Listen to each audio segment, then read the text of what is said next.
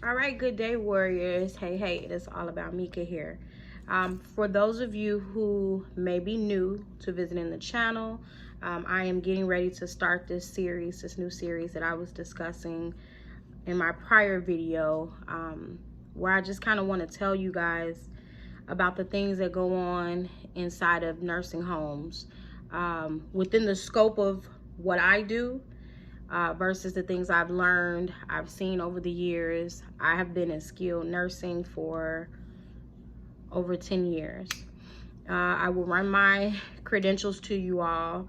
I am a therapy director at a skilled nursing facility, aka nursing home.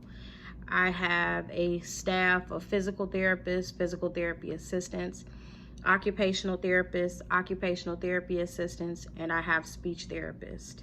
My background is in occupational therapy.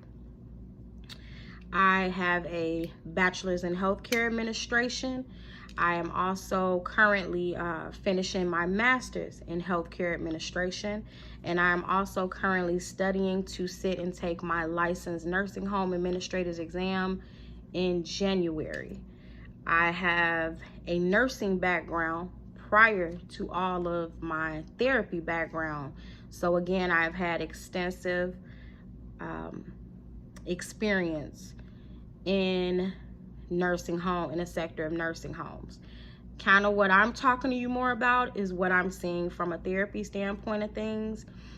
So this first video, I'm going to keep it very basic, as basic as I can, because the interdwellings of things is so deep in these nursing homes. It is deep. So where I'll start is how to pay for nursing home care. So when paying for nursing home care, you kind of got one of three options, right? So you have some people who are able to pay privately to live in a nursing home. There's a set rate per day for living at a nursing home, and those rates fluctuate based on if you want a private room or if you get in a semi-private room. I don't see many private pay, probably less than 8% in the facility I've been in.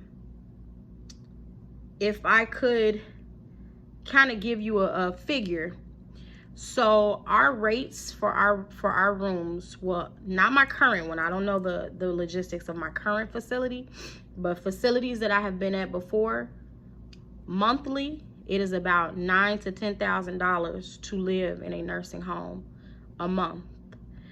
That's for a private room, and it can exceed more than that. If you are in a semi-private room, it's probably like $8,000, and there are some that exceed higher than that. So again, I don't know many that can pay that privately, and I haven't seen that many. I have seen a bit, but not a lot. The second way that a lot of people pay is that, so those who may be paying privately, they may start doing what's called a spend down, to where they can start spending off their assets in order to become eligible for government assistance, aka Medicaid. Medicaid, and it varies from state to state, but you cannot have a certain amount in your bank account. Your assets can't be but a certain amount for you to really qualify for assistance. So some people have to go into like a 5-year or more spend down of spending off their assets to make them qualified for Medicaid to come in and take over to pay for a good bit of their services. That also gets sticky. There's so much more to that, down to people having to sell their homes. It's a lot of workings that go with that, but I'm keeping this basic today. And then you have some people who actually did have or do have long-term policies. I haven't seen that too much. If there's younger people that have took out long-term care policies because they knew maybe that they didn't have anyone or weren't going to be able to fend for themselves like that, and they've taken out long-term care policies to help with paying for nursing homes. Basically with that, the policies pay up to a certain amount towards the daily rate. They might pay, the policy may pay $300 to $500, if that much, per each day for your amount of stay, for your care there at a nursing home. There is a cap to those policies are probably for 3 to 5 years. They do not too much long lasting like that anymore. I haven't really seen too much of it. But for the most part, the areas in which I work at and have had experience with, Medicaid has been the primary payer for managing and taking care of nursing home care. Now, where I'm heavily involved is in the Medicare component of it. So you have patients who will come in from a hospital stay, and they're doing a subacute rehab stay with us at our facility. They have Medicare, so Medicare will give you 100 days. 100 days of Medicare is 100 days of, meaning you need skilled services. You have had a diagnosis, a qualifying stay in the hospital that made it to where you would benefit from skilled services in a nursing home, meaning skilled nursing care. So whether you have a new G-tube, whether you have a lot of wounds that need to be addressed, trachs that you have to have addressed, if you've had a stroke, a new stroke, a hip fracture, things that take a high level of skilled care from a therapist and or a nurse, that will get you a qualifying stay for 100 days on Medicare. Everything is covered during those 100 days completely.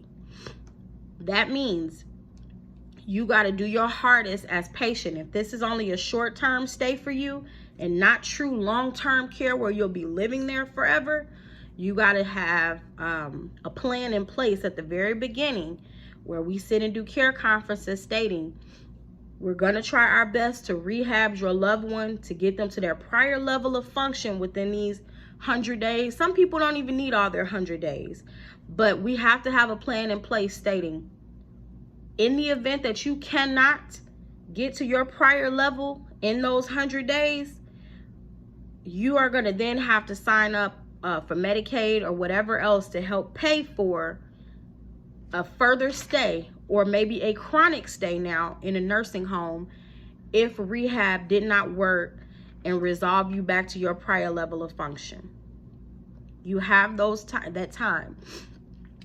Far as therapy, the only time that I will really push hard for a full 100 days for patients is for any of the above mentioned things I told you. If they are a brand new stroke, if they have a brand new fracture, if this is someone that was highly functionable at home and their goal is to do a short-term rehab, get back home where they have supportive family members, loved ones that will come in, I am going to push and fight for them, because they will need, a new stroke will need that 100 days in order to try to get function back, in order to be safely in their prior living environment.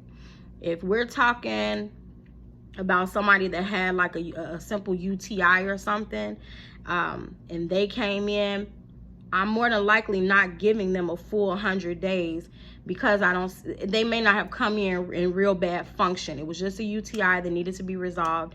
They need a couple weeks of rehab and then send them on their way. That's kind of how the Medicare thing goes.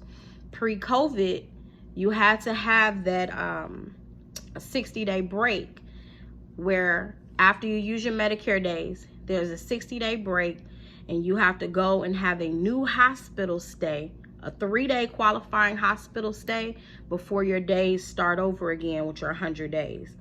Post-COVID, things have been a little different. I've had many patients where they'll go to the hospital. They're not in the hospital 3 days. They're in the hospital 1-2 days. And they'll put them on a COVID waiver, a Medicare COVID waiver, stating those 2 days that they were in the hospital now required a skilled stay, and that they need to use those Medicare days again. So things have gotten very hairy and different since COVID. But again, I'm keeping this as basic as I can be, okay?